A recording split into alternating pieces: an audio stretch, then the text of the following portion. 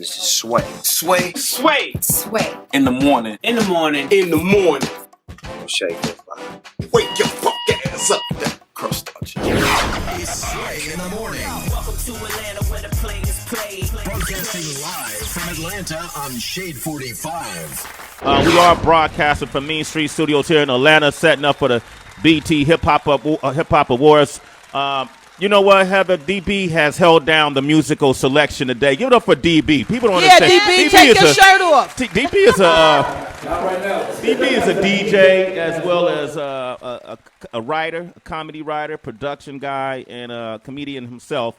Just naturally, he was born that way, and so that was him on the turntables. But now we're going to turn those turntables over to a good friend of mine who's always held us down, Heather B. He got his new single, Run the Checkup, with Jeezy, Ludacris, and Yo Gotti. And he's here with us today. He's collaborated on projects with Ludacris, T.I., Ye, Jay-Z, Rose, 50 Cent. Oh, man, he's worked with all the heavyweights. Yes. He's worked with all the heavyweights. He came into town this morning, and he got on. What kind of jersey is that? I'm a Raiders fan. I mean, it's a Roddy Wright, you know what I'm saying? Yeah, I don't recognize Like, that. even though he ain't with the Falcons no more, it's still a homie. It's still a homie, huh? Okay, it's not with the Falcons no more.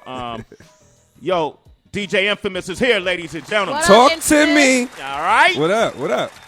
Hey, man, you work with Kodak Black, right? Nah, I haven't worked with him. You never done anything with him? Not yet. We're going to, though.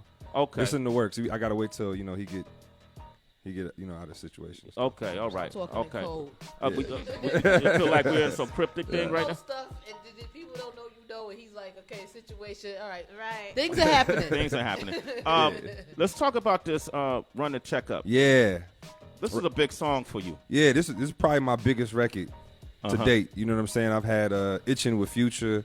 I've had Double Cup with Jeezy, Ludacris, Juicy J, Game.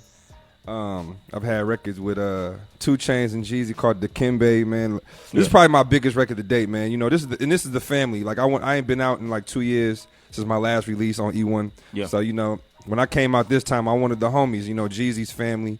I have a rapport with him because, his first album release party and actually all his big album release parties, I've done them all. You've been here in DJ? Atlanta. Yeah. You know what I'm saying? Ludacris, I'm his tour DJ.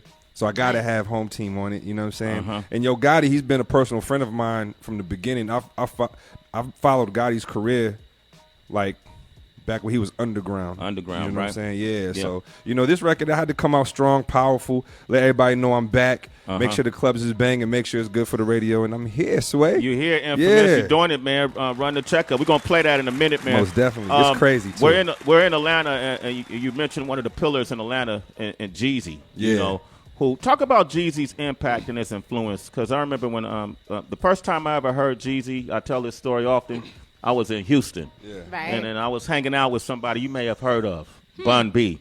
Oh. The OG. That was a stunt, yo. That was a stunt. That was a stunt. Thank you. All right. And he and I was in the car, and Bun wouldn't let me get out the car until I heard this young man named Jeezy at that time. And he was still coming up, his name was starting to spread.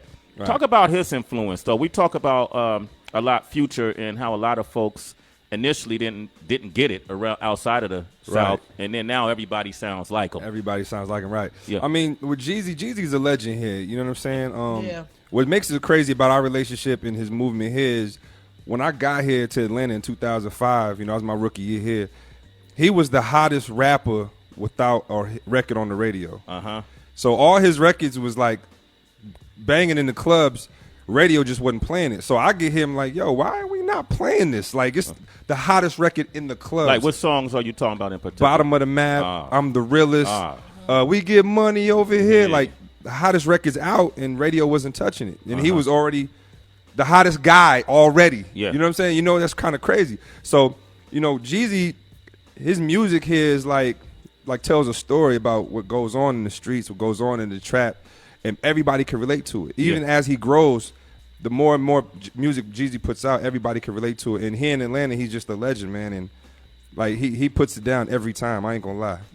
Every time he does. Every time. It was great for me to watch. And we had a caller by the name of Grady call up earlier this morning, and he made a big statement that rap is like a genocide of our people, And I think that's a broad stroke, a generalization, because I could give you 20 reasons how rap has helped our people and we wouldn't be here today. You know what I mean? If it was a drama, wouldn't have this beautiful studio with all these people working with them. Right. You wouldn't have this kind of career, Infamous. At all. And when you look at somebody like Jeezy, who we know his background, and to see how through rap he's been able to legitimize himself economically and then provide opportunities for people who come around him, whether it's employment or people who've been influenced by him. Right. Jumping on a song with you, Run the Checkup, is going to give you that much more boost. Exactly. You see he's a good example of how rap could turn your life around and turn the life around for other people. Would you agree? And, I agree. And, Jeezy gives back a lot. You know what I'm saying? A lot of people don't see that side. Like, a lot of people, they don't promote that side when Jeezy does it. Like, he gives back a lot. Yeah. You know what I'm saying? And also, even with DJs, like, if I could say for myself, he gives back to me. Like, I told you, I have a rapport with him. My first big party here in Atlanta to solidify myself as Infamous was his first album release party that was hosted by Usher. This is 05. Now, Usher just sold 10 million. Yeah. He's the biggest thing. Yeah. It's an all-black party. The promoter says, yo, you kill this party, I'll give you all my clubs. Wow. And when I'm like 21 years old, I'm like, oh, shit. You know what I'm saying? Yeah. He's like, you rock this party for me? Because he had just fired his DJ, so he was going through it. He's like, okay, I got to find somebody hot. Okay, I'll get the young guy. Yeah. Yo, I need you to start DJing at 11 o'clock.